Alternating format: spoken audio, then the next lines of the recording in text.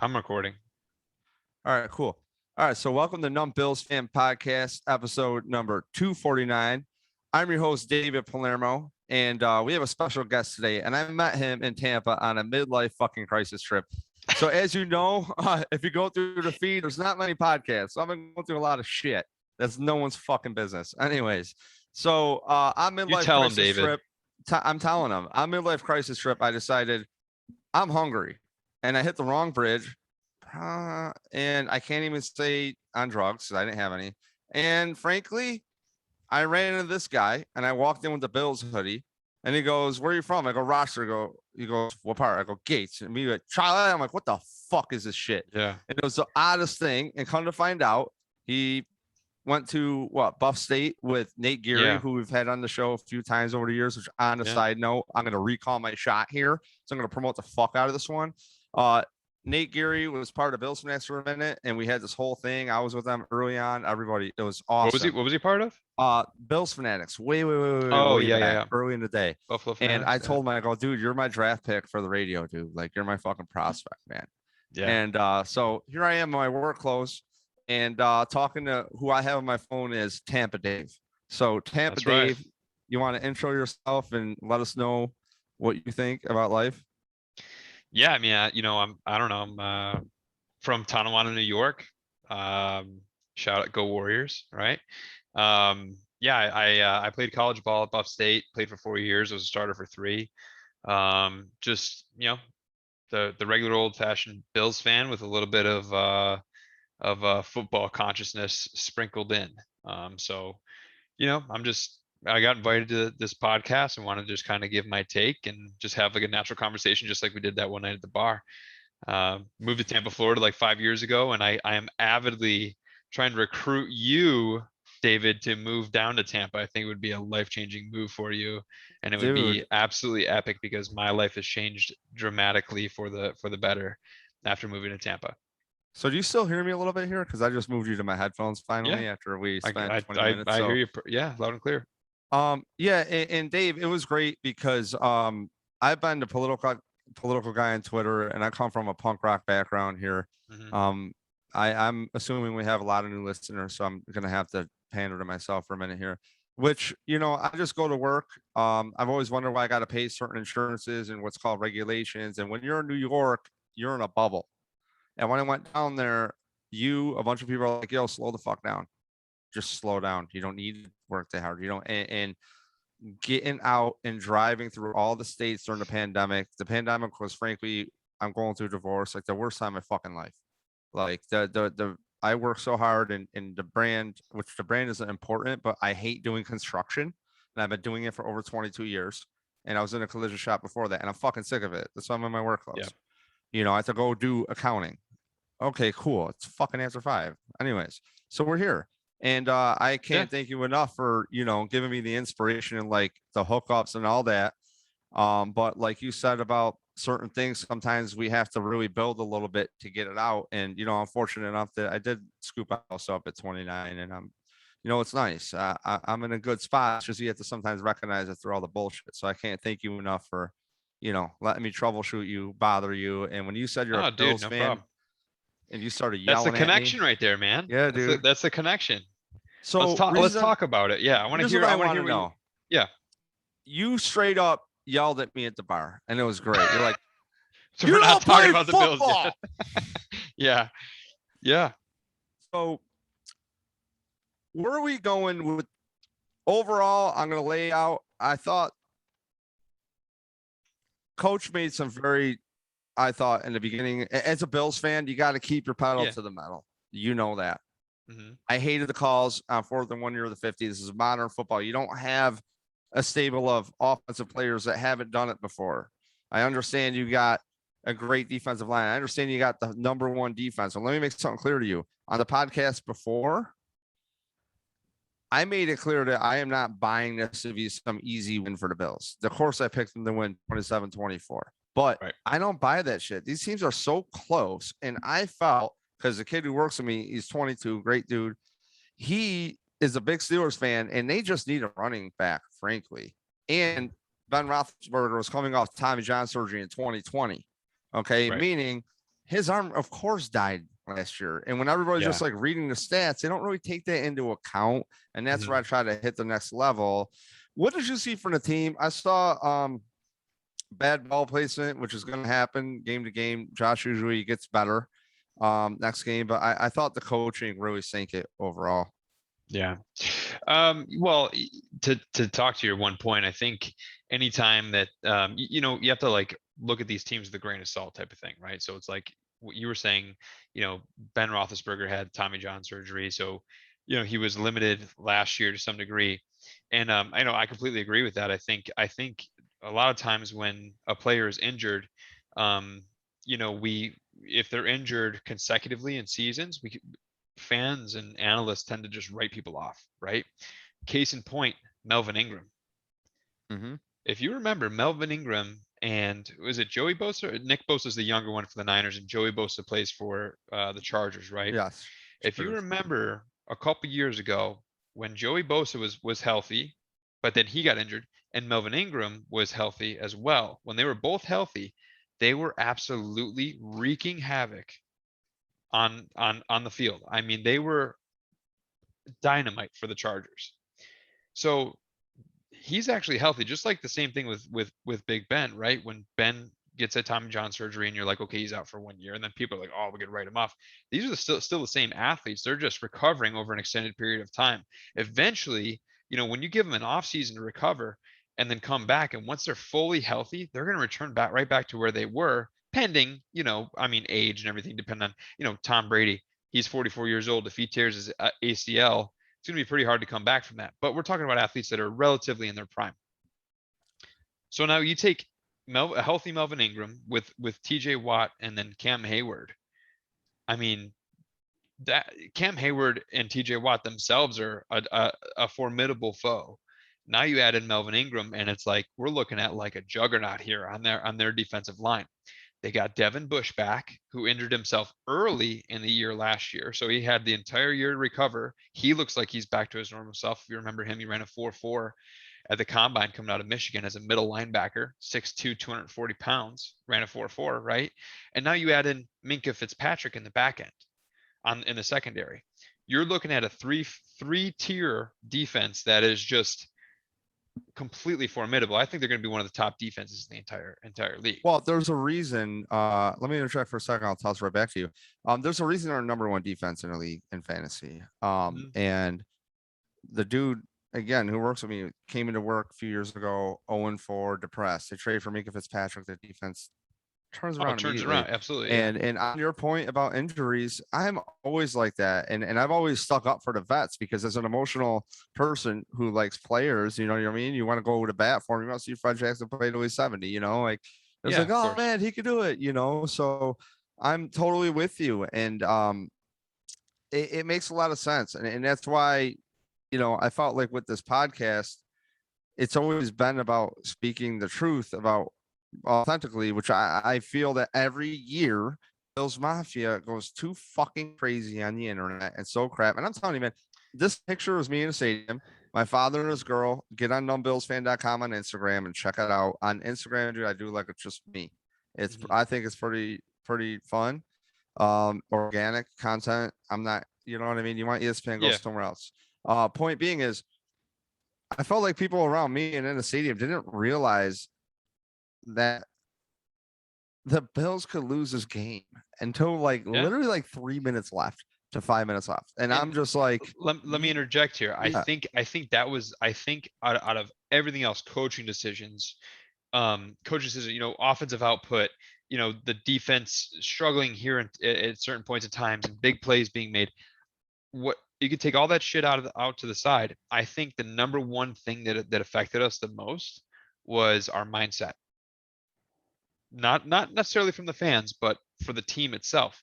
Listen, this is the first time in what 20 something years where we walk into the league with not just a hope or a belief or whatever, but a confidence, a swagger. Hey, we know that we're one of the top teams in the NFL now. We know that now because last year we had to build it, right? Right. So that shifts your mindset. It makes you think that things are guaranteed. right? It makes you think that things are, oh, well, we, Josh, he's 26, right? Josh is 25, 26 years old, whatever he is. I don't know his exact age, but when you get that kind of mentality, yes, you're good and you're competitive and you're fiery and everything, but it still hinders you to some degree. I think that this loss was extremely humbling, and I think it's actually going to work out to our benefit, because you know what? The last regular season game we lost was the Hail Murray. And then we rattled off 11, or what was it, 8 or 10 straight, eight straight wins, I think, at the end of the season after that Hail Murray. So I really think that this is going to be a humbling experience, but I think that it's going to translate to the rest of the entire season. Yeah, I mean, I think I'm not going to discount that point, because I feel as a Bills We fan, got it's ahead of just like ourselves. We got ahead of that's ourselves. just, you know what I mean, bro? We Like needed to be smacked in the mouth. We can't sit there and say, you and oh, I felt the same way though. I feel like talking to Bills with you. You and I have been very practical about it, and well, what I do you hate think? I mean, do you think that this loss is going to be, it's going I to don't want to hinder us, or? dovetail. I don't want to dovetail off, but my honest thought after David was frankly just so funny to call you that. Uh, it was the reason I've been really hard on Bean. And what I mean by that is, as a Bills fan, rounds 1 through 3 are starters. As a Bills fan, that means we're educated. That means more than the average fan base. That means we have seen players from other GMs. Personally, I really like Doug Whaley because he could find a guy off the street, and yes, it's Rex, it's whoever before with Doug Moron. But dude, they would find a linebacker off the street that year that would plug in and make the Pro Bowl. We had a Preston Brown that was but he didn't give up, as I covered with Icey Vick on the last podcast, 7 passing touchdowns. I know. So when they give up what I think is 2 picks for Tremaine Edmunds in round 3, which could be also offensive lineman for Josh Allen to grow or gamble on, and nothing against Edmonds. It's just like you can't, and I said this on my last podcast, so I'll refresh it to you. My talking point is you can't have it in construction slow and suck. And I don't think he sucks. It's not the case. And also, if you go fast, you expect some whatever. But when you draft him in the first round that high, give up future things to develop your franchise quarterback with, that you would still ignore. Did they nail Dawkins? Sure. Okay. Did they nail something? Do they get some stuff right? Sure. But let's be real. That offensive line, they ignored developing it through the draft. And we've been told, again, as Bills fans, we know how the salary cap works. The cheapest way to build the team is through the draft. So that Josh Allen draft, do I love Allen? Yes. That's why he's fucking tattooed on my leg. Can you see? Okay. Because I'm a truther. And my name is Josh Allen Truther in my Dynasty League with Mike Smith. We'll be on soon to talk about fantasy football. And my point to you is, I just feel that as the team in the league who has most of the resources in the defensive line in the whole fucking league, and you talk about an injured player, and you're signing like Trent Murphy, who I railed on before, like a horrible signing. You're telling me that Darius, who could show up high as a fucking kite without any practice and maybe drunk, if that's what he was into or not, I don't care. He was an impactful dude already on your team. And I believe that if your coaching is that good, you should be able to turn that play around. That said, when somebody's a fucking cancer, you have to get rid of them. And I also understand that too. When it takes you years to replenish what you had and resources, and go, oh, dude, we just emptied the whole, you should have seen how it was. No, there's other guys, not going to take people's talking points, but there's other people on the radio who in other spots that I trust in. There's some we don't, that are like, dude, it took you forever because this is chess. You get rid of Sammy Watkins. We haven't had that till you had a Diggs. You haven't had that. I need to take a safety with me. Who am I? I'm a fucking drywall guy. Okay. But we missed offensive linemen. We missed good defensive line players who are, you don't need to give up a million picks for them. You know, like, am I stoked on Rousseau? Sure. But like, can I slow you down for one yeah, second? dude, I'm everywhere. Just ask a question. No. You're good. You're trailing off. But so you started off your argument with, or you started off your point, I should say, with having an issue with Bean. And then you went from Bean to Tremaine Edmunds. Yeah. So who do you exactly have an issue with? Do you have an issue with Brandon Bean, or do you have an issue with Tremaine Edmunds? Because you're saying you have an issue with Brandon Bean, but then you're also saying that the pick that we used for Tremaine Edmunds was an issue as well. So Are here's the those two deal. things correlate, or do you have a problem with each of them? They or one of them? correlate. I like Okay. here's how I roll. I would rather keep Tremaine Edmunds, just to note this now and to get on the record. He's already here. I watched the clips of cover one, this and that, and I had a harder eyes, not as good as I think. And then I watched and I'm like, oh, actually, he is developing. He is young. He is whatever. But you can't have it both ways where a middle linebacker is a dime a dozen. And then Well, let me ask you this. Let me ask you one. Let me finish. Okay, go ahead. That's so, you know what I mean? So Sure. the running back, they kind of got the same unfair treatment. So Tremaine Edmunds, the way I look at it is I like him as a player, but he didn't come in and become an impactful player. So now when we have Sarah Tule, who's not effective or not playing, I wanted to really see it. I thought in the one game he played here, we penetrated well. So what I'm getting at is I feel that if you let the draft come to you, hey, get your placeholder middle linebacker. I want to go back to the playoffs. Okay. I want and can accept those 2 picks, maybe going to offensive linemen and let them develop. Let's get some articles on them. Let's see how they're doing, you know, and that's it. I just think that there could have been a different reallotment of resources. Next year, you want to get that MLB, fine. But you know what? Milano played really well too. And he makes my point to a degree. And he plays 2 positions. And the thing is with Edmunds is he's very great with Milano. And I think he's just up here a little too much, but he's young. And that's what I like. He's already here. We've already invested in him. I'm just saying it could have been a reallotment towards the future of the offensive line. That's it. That's it. Because if you look at how many offensive linemen started in rounds 3 and 2 in that draft, there's a lot. So that's, do you have an opinion on that? I do. So when drafting, so okay, a couple of things, because there's a lot to unpack, right? Because you gave a lot of points, right? So let me ask you this question: who's the quarterback of the defense? MLB. Right. So we're trying to rebuild a team, right? And it was McDermott's first draft, right? So he went out and he drafted the quarterback, our franchise quarterback, and Josh Allen, and the other pick he used to draft. I got you. Right? Jermaine But you're Edmunds. going to want to resign him, right? Well, listen, middle linebacker. Okay. So the reasoning behind that, I'm sure you understand the reasoning behind that, right? Because I alluded to who's the quarterback of the defense, right? Yeah. So we gave up, we essentially gave up, what do we give up? Two picks, a 3rd round and a. They gave up 2/3 to move up in the first. Okay, to take Edmunds. Because they couldn't believe. I think obviously another pick if they had another 1st round pick. Would you? However the fuck they were. Let me ask you this: would you trade 2 3rd round picks for a 4-year starting middle linebacker who's a perennial Pro Bowler? Not Tremaine Edmunds. I'm saying in general, a middle linebacker who's a perennial Pro Bowler. 4 years, 4 years deep in the league already. I think it's a trick question, so I don't know how to answer. It's not a trick question because essentially that's what we got. Tremaine Edmunds has made the Pro Bowl every single year since we drafted him. I thought he only made it twice.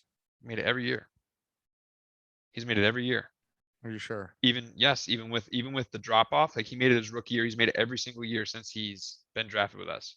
I'm not 100% sure, but I'm about 90% sure because what happens is there's middle linebackers that get to the Super Bowl and then he gets slid into a roster spot. So he's either been on the cusp of making the Pro Bowl or a Pro Bowl player. In he's top 3rd is what you're saying. Yeah, he's like a top 3rd middle linebacker. So top 5. He's a top 5 middle linebacker in our conference at least. At least. Okay. I mean, not saying in the entire league, but within our conference, he's a top 5 linebacker. Now, if you're telling me I want to give up 2 3rd round picks to guarantee that I'm going to have a Pro Bowl linebacker, I'm going to do it. But that's a testament to Bean. What I'm saying is this team is built to rely on Josh Allen's arm. And there's been a whole offseason. Hold on. You were able to finish your points. You were able to finish your points. All right. Now that because I am giving you good ones, you got to let me finish mine. I don't even know what they are. I'm just kind of here. Well, my points is that I'm essentially disagreeing with you. Oh, I feel there's many different ways to build things. I'm just saying.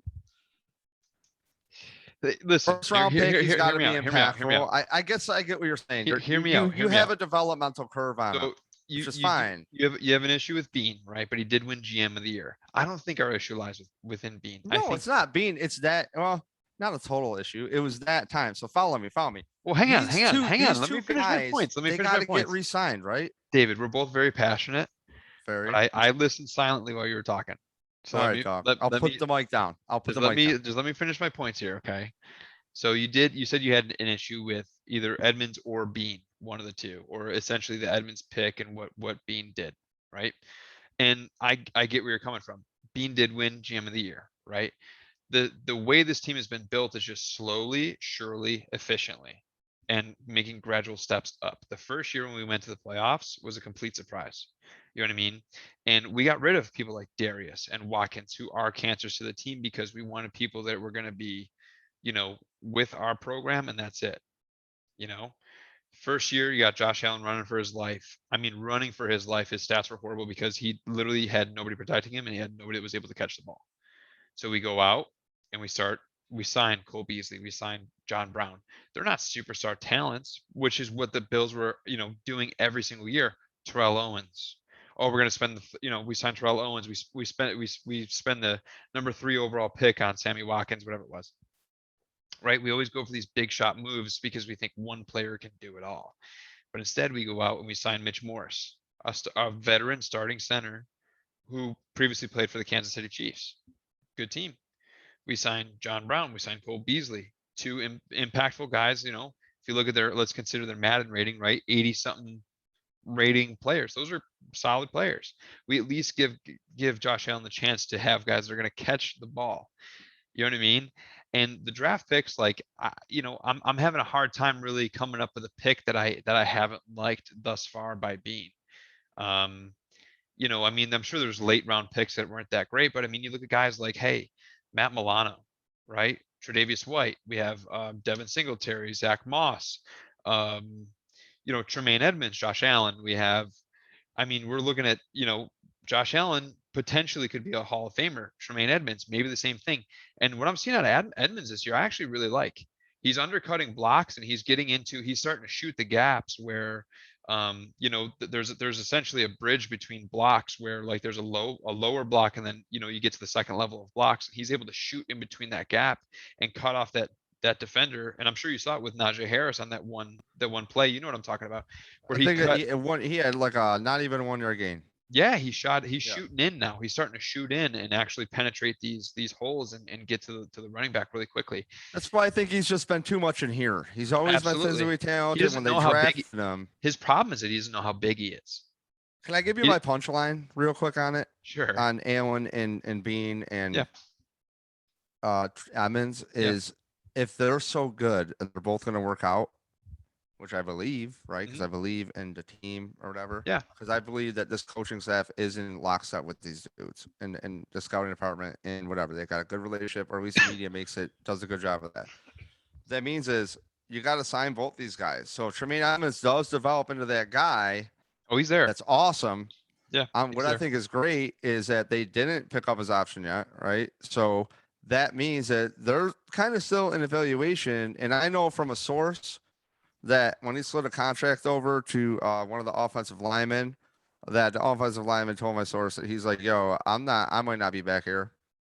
I'm not going to play for the Chiefs. So that Bean's going to get him at a good price. If he doesn't, and he wants to test the market and they don't redo the option, or they don't. So I'm saying down the road. Wait. Let me just clarify something. Let me just clarify one thing, because that was a really long punchline. Let me clarify something. You're saying that they slid a contract to an offensive lineman and he declined the contract, saying that he might not be back next year. This was in the offseason, saying that the offer is way low. Like I need for an offensive lineman or for Edmunds? No. It's an offensive lineman. So what I'm trying to tell you is what I like about it is because the picks are already expended, I've evolved my point with Edmunds, even last podcast, where I'm getting stoked on him because he's developing up here. And I feel like he was going to be a lot more impactful, where his contract might be out of reach for the Bills. And when it comes to Josh Allen or Tremaine Edmunds, I wanted to make sure that Josh Allen got it. That's why when the draft happened, I'm like, for sure. That's my punchline. It's just like, come on. You know what I'm saying? It's just like if he's that good, which now he's not at that superstar level. Now they can manage it. You know what I Yeah. mean? And I think he's a good Well, player. And as far as like developmental wise, Eric Turner breaks it down well. He's got a couple videos on Edmunds doing mhm, exactly what you said. yeah. Yeah, I think, I mean, I think Edmunds is playing pretty damn good football just after this first game. I think he's playing good football. Let's get to the points of the game though. What did you, for me, my biggest issue, I like the way that they played. I think offensively we were stumped. I saw something actually interesting on Buffalo Fanatics that compared Josh Allen's stats to last year's stats against Pittsburgh, and they're relatively the same. Yards per, what was it? His accuracy, his completion percentage was roughly the same, and his yards per throw or whatever, yards per catch essentially were pretty much the same. I think the Pittsburgh defense is actually a matchup nightmare for Buffalo. We had certain plays that went our way last year as opposed to this year. The one resounding issue that I'm seeing is that I don't know, and I hate to say this because I love the guy, but I don't know if McDermott is the greatest game manager in the world.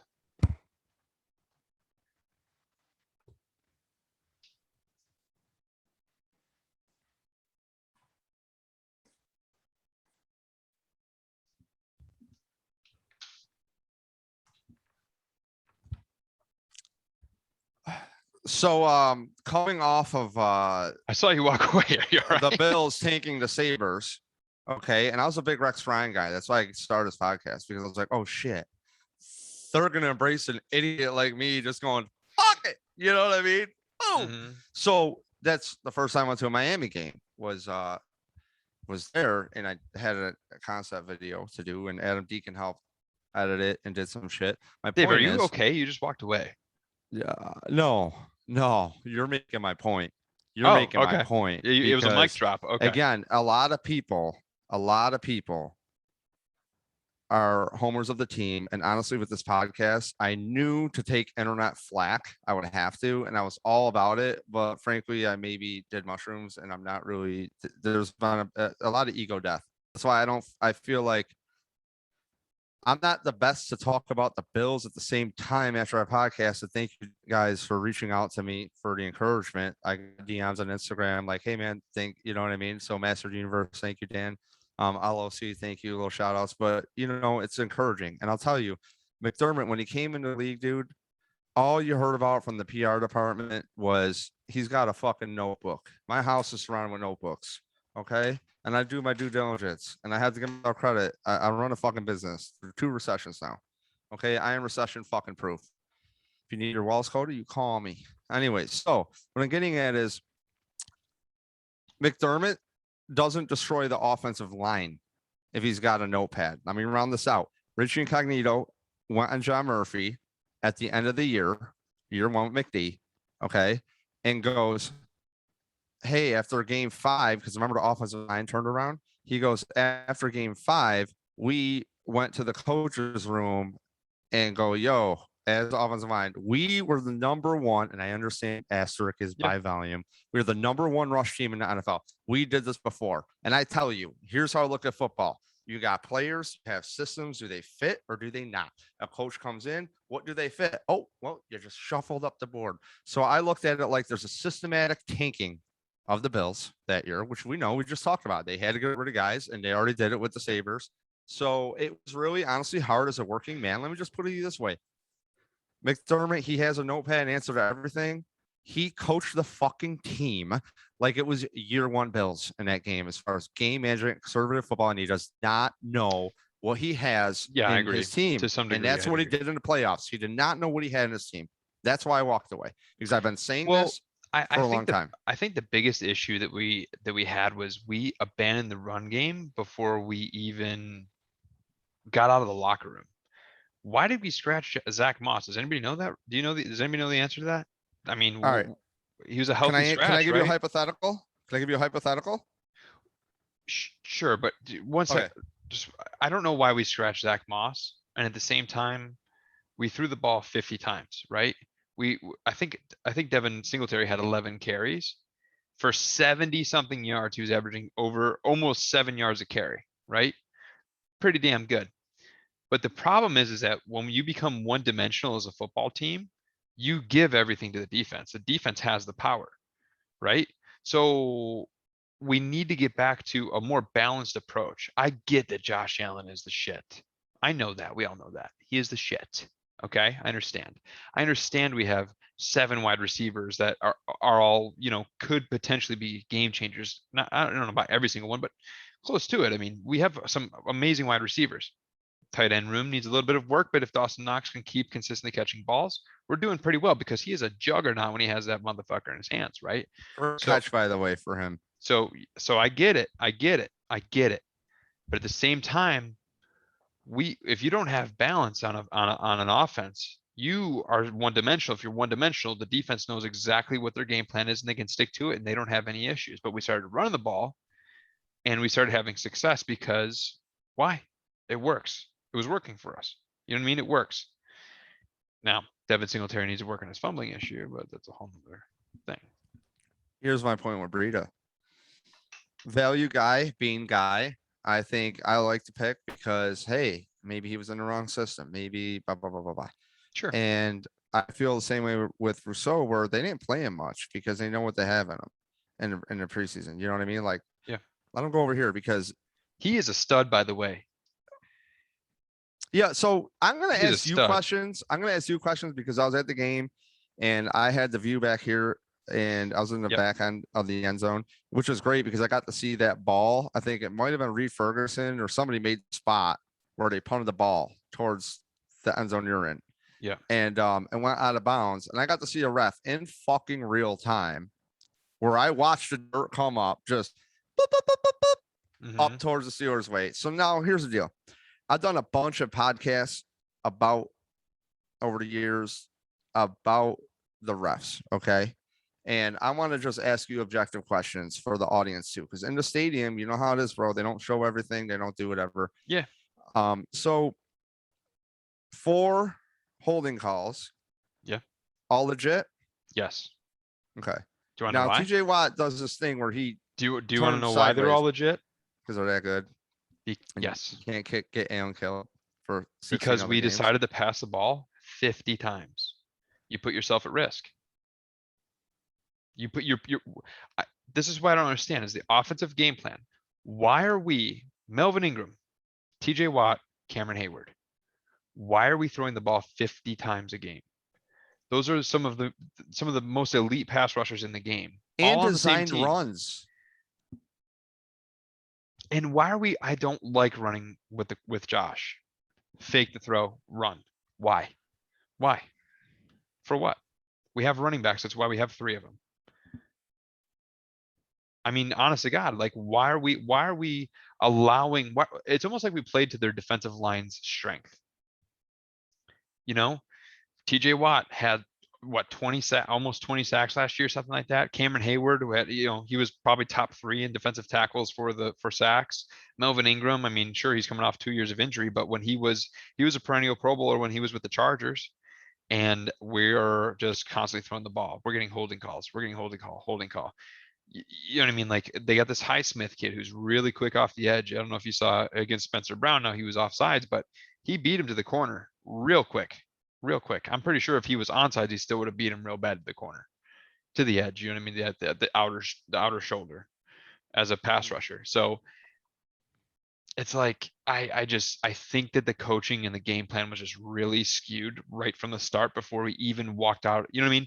Before we walked out of the locker room, Daboll was sitting there saying, we're going to throw 50 times this game. We don't need Zach Moss. You do that, you give the defense the advantage. In my opinion. I got to reset a point I made last podcast here, and it was that I thought, it's lying season right after the season ends. Right after you lose in the playoffs or the last game of the season is lying season. So and as I know and learned the hard way with media, is people through research of public relations, everything is there's companies that seed ideas as representations of the players from the team that their job is to spread information and ideas. And the one thing that was going around was the Bills need a running back. The Bills need a running back. The Bills need a running back. I've heard that. And frankly, I don't think the Bills, Devin Singletary, I heard had a couple good runs, right? A couple breakout runs to add to that total, right? Yeah, sure. And But I mean, and that's to be Zach expected when you have a good running back. and so a lot of people thought, and I thought too, that last year that Zach Moss might take over. Well, in camp, or towards the end of last year, Singletary, wasn't doing bad at all. And even this year, he came to camp with more of like a one cut type shit, like the Gillislee guy. You know what I mean? Yeah. And at the same time, it's just I think this is a product of offensive line play. I understand you're going against a stable, but there's key decisions that, hey, if you want to buy momentum or whatever the fuck you want to do, you know what? I went to this game after missing a year and going through what I'm going through, and it's COVID taking this shit away from us. This is great for my mental health. It's right where I need to be, is Let me tell you around something. people and energy, bro. And you had the crowd, you have everybody on these 4th and 1 things. Let me tell you something. So I was an offensive lineman at Buff State, right? And one of the keys to just one of the basic keys and principles to offense, any offense really in football, is the run game and the pass game play off of each other. You know what I mean? You use the run game to set up the pass game. You use the pass game to set up the run game, vice versa. Through different formations and through you can set up the play action pass, things of that nature. So it's like they coincide. You know what I mean? I just don't see how like how we're benefiting from throwing the ball 50 times. It's just my issue. You know what I mean? 100%. But I also didn't want the Bills to come out balanced. I wanted them to come out the pass setting up the run, which they have done, and they didn't do that, exactly to your point. And I think they envisioned Breida having a bigger role, but for some reason, it's just like, oh shit. And you know what? When the Bills did not get 7 on an opening awesome return from McKenzie, by the way, when they didn't get 7, I said to the lady next to me, my dad's wife, Sue, Steelers fan, funny as fuck, you're on Instagram, Numb Bills fan. Actually that's on my own. I told her, I go, Sue, I think it's going to come to haunt them. I've seen this movie too many times, and I hate to think that way, but it's just how we're kind of conditioned. But then I had to realize we don't have the Patriots in the division. We're not having possibly 2 losses. I hate to call it that way, but there gets a point where you watch Tom Brady, and this would have been year 10 of season tickets. And, you get to a point where you watch Tom Brady and you respect him. Oh yeah, for sure. Like you have that, to. the ball's out. I see the coverages. That's what I miss about the 300 seat I had. I didn't see the coverages how I wanted, so I got to ask you a lot of stuff. I trailed off there, previously. I meant to make a point, and my wife made a noise in the background, and I lost my fucking train of thought. That's right. So what I was saying before is the balance of the run game and the pass game. If you look at our preseason, right, we have our offensive linemen are pretty much geared to run people over. Especially on that 4th and 1. This play has been driving me nuts. That 4th and 1 when we were at Pittsburgh's 45 or their 40, whatever it was. 4th and 1, and we put in Spencer Brown. Did you watch Spencer Brown at all during the preseason? I did not key in on any offensive lineman. His run blocking, I'm not bullshitting you when I tell you that he looks like a snow plow or something. He looks like, he just like incognito level, just like moving people. Barrels people over. Absolutely barrels them over. He could. So it's like we could have collapsed that entire side of the offensive line, pulled a guard, right? Had a kick out block on the end of the line of scrimmage, and then hand the ball off to a running back. You're going to get a yard. You know what I mean? Why are we trying to especially when you can tell it's a turning point? That's one of the problems I'm having with McDermott's game management. You can feel that it's a turning point, and we do this fake QB sneak and then sling it out, and then the point of attack, the point of the play, the start of the play is literally 7 yards behind the line of scrimmage. So we're starting the play 7 yards behind the line of scrimmage. Why? We have a 6'5" quarterback who barrels through people like it's like a hot knife through butter. There's so many other options as opposed to running that play. I don't understand. Let me run something by you. So I think coaches, and again, I'm a chess player, bro. We're talking chess. We are Yeah, talking chess. That's why football it's awesome. has become my favorite sport to break down because there's so many different ways to skin the cat, and Beans teaching me something with, Yeah. cat management, and playing hardball. So I come back to the point of they're trying to get different tape out there too. And they're trying to show different things. At the same time, it's just like I think they You got to win the outcuted game. themselves. You got to win the And game. They overthought it. They it's they just they overthought it, man. That's the exactly they bottom left line. them in that game for way too long. And then I will say, you know, the reason I ask you if those offensive line holds were legit is word on the street as they are, and they could have called more. And Oh yeah, for sure. but the thing I don't like is I feel like the Bills got maddened, as I use as a verb, when that Trey White call. Okay. And you know, you're telling me that a line with some rookie O linemen, they did not hold at all? Maybe not. I don't fucking know. But the refs definitely didn't do the Bills any favors. The Bills didn't do themselves favors.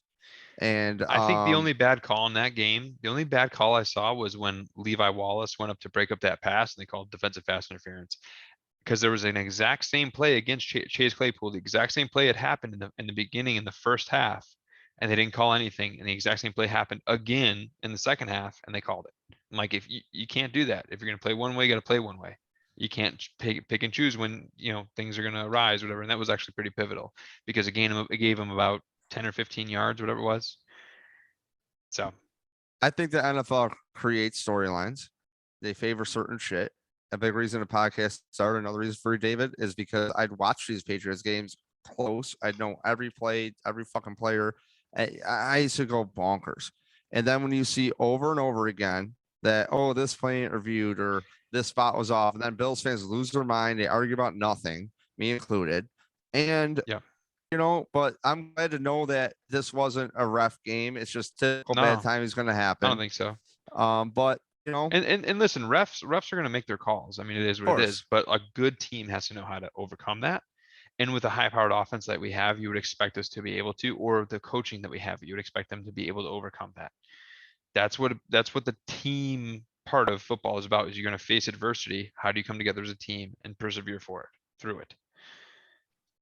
We just got to get out coached, and plain and simple. David, I do have to hop. hey, where can we? Do you want anybody to find you on the social media or anything, or not really? Yeah, Instagram is the D Miller. If you're feeling frisky and you want to follow, go for it.